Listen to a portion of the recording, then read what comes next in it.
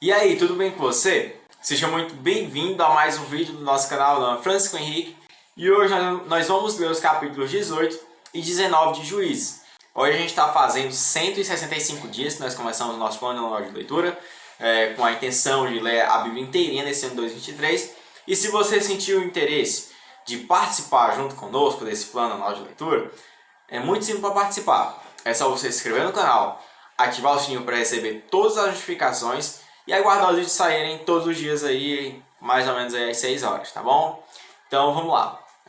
Então a gente vai orar para a gente dar início à nossa leitura diária de hoje. Senhor, meu Deus eterno Pai, mais uma vez te agradecemos por tudo que o Senhor tem feito por cada um de nós. Espírito Santo, vem nos ensinar, vem nos instruir, vem nos dar entendimento para compreender a Tua Palavra. Em nome de Jesus. Pedimos e te agradecemos em nome de Jesus, Senhor. Amém. Então vamos lá. O capítulo 18 de Juízes tem um título assim: Idolatria na tribo de Dan. Versículo 1 do capítulo 18. Naqueles dias, Israel não tinha rei. A tribo de Dan procurava um lugar onde se estabelecer, pois ainda não tinha tomado posse do território que havia recebido como herança quando a terra foi dividida entre as tribos de Israel. Então os homens de Dan escolheram dentre seus clãs 5 guerreiros corajosos das cidades de Zorá e Estaol, para explorar um território onde a tribo pudesse se estabelecer. Quando esses guerreiros chegaram à região montanhosa de Efraim, pararam na casa de Mica e passaram a noite ali. Enquanto estavam na casa de Mica, reconheceram o Sadoc do jovem levita, de modo que se aproximaram dele e perguntaram: Quem o trouxe para cá e o que você está fazendo neste lugar? Por que está aqui? O jovem respondeu: Fiz um acordo com Mica e ele me contratou como seu sacerdote pessoal. Então eles disseram: Pergunte a Deus se nossa viagem será bem sucedida. Vá em paz, respondeu o sacerdote. O Senhor está cuidando de sua viagem. Os 5 homens prosseguiram até a cidade de Laís, onde notaram que os habitantes levavam uma vida tranquila, como os sidônios. Eram pacíficos e viviam em segurança, pois não havia quem os oprimisse em sua terra. Estavam longe de Sidom e não tinham nenhum aliado por perto. Quando os homens voltaram a Zorá e a Estaol, seus parentes lhes perguntaram: O que vocês descobriram? Eles responderam: Vamos atacá-los. Vimos a terra e ela é muito boa. O que vocês estão esperando? Não hesitem em avançar e tomar posse dela. Quando chegarem lá, verão que o povo leva uma vida tranquila. Deus nos deu uma terra espaçosa e fértil, onde não falta nada. Então, 600 homens da tribo de Dan, armados para a guerra, partiram de Zorá e de Estaol. Acamparam no lugar a oeste de Kiriat Jearim, em Judá, conhecido hoje como Maané Dan. Dali prosseguiram para a região montanhosa de Efraim e chegaram à casa de Mica. Os 5 homens que haviam explorado a terra nos arredores de Laís explicaram aos outros: Numa destas casas há um colete sacerdotal e também alguns ídolos do lar, uma imagem esculpida e um ídolo de metal. O que vocês acham que deve fazer? Os 5 homens saíram da estrada principal e foram à casa de Mica, onde morava o jovem levita e o soldado.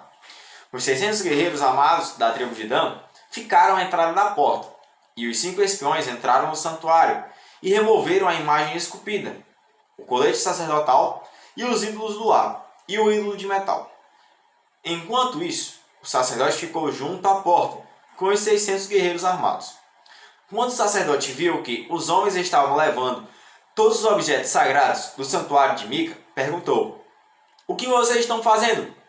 Fique quieto e venha conosco, responderam. Seja nosso pai e sacerdote.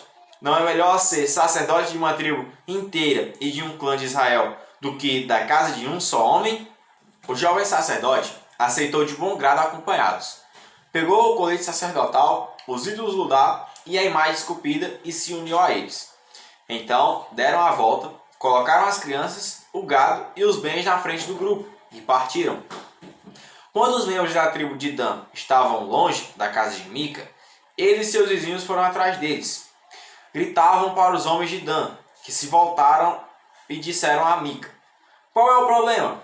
por que você convocou esses homens para nos perseguir? Mica respondeu: como é que vocês perguntam qual é o problema? Tomaram todos os deuses que fiz e levaram o meu sacerdote. Não me restou nada. Os homens de Dan disseram: cuidado com o que você diz. Temos em nosso meio alguns homens agressivos que poderiam ficar com raiva e matar você e sua família. Assim os homens de Dan seguiram seu caminho. Quando Mica viu que eram numerosos demais para atacá-los, deu meia volta e foi para casa. Então, os homens de Dan, levando os ídolos de Mica e seu sacerdote, chegaram à cidade de Laís, cujo povo era pacífico e vivia em segurança.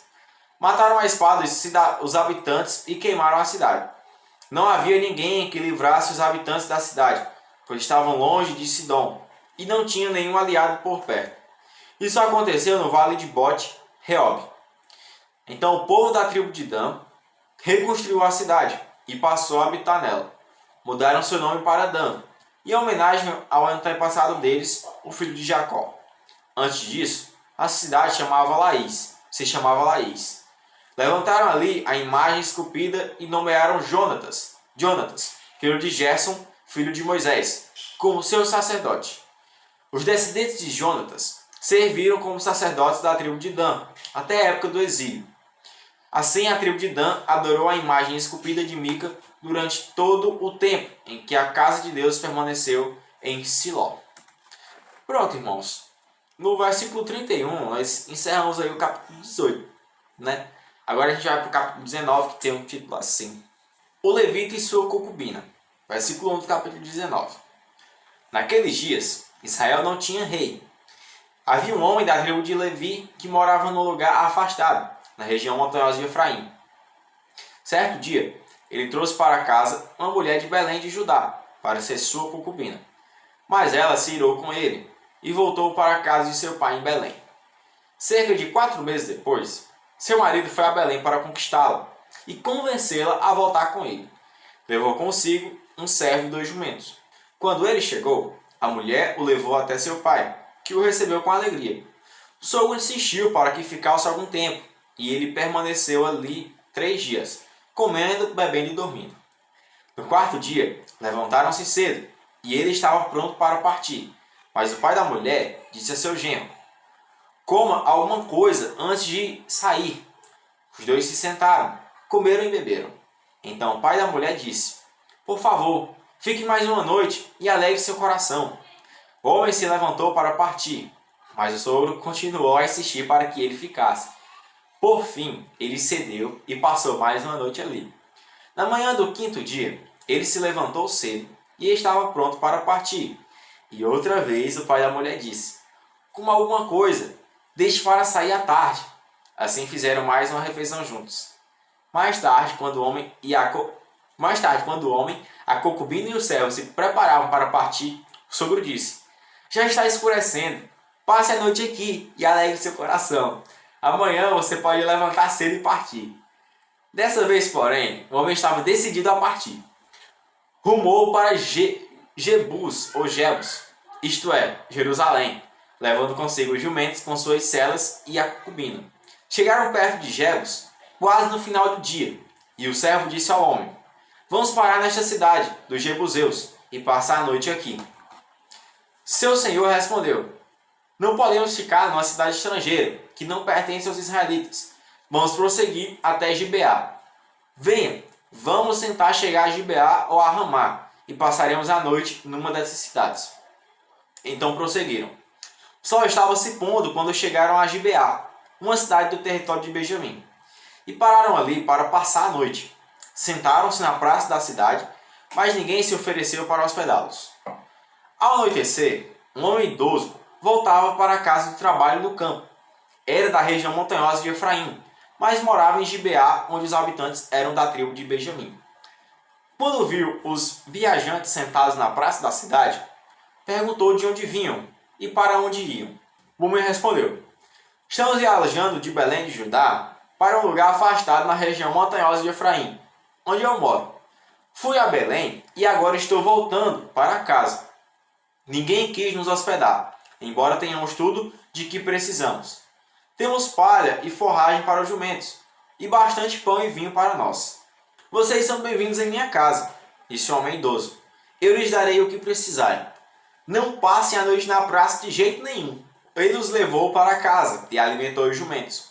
Depois que lavaram os pés, comeram e beberam juntos.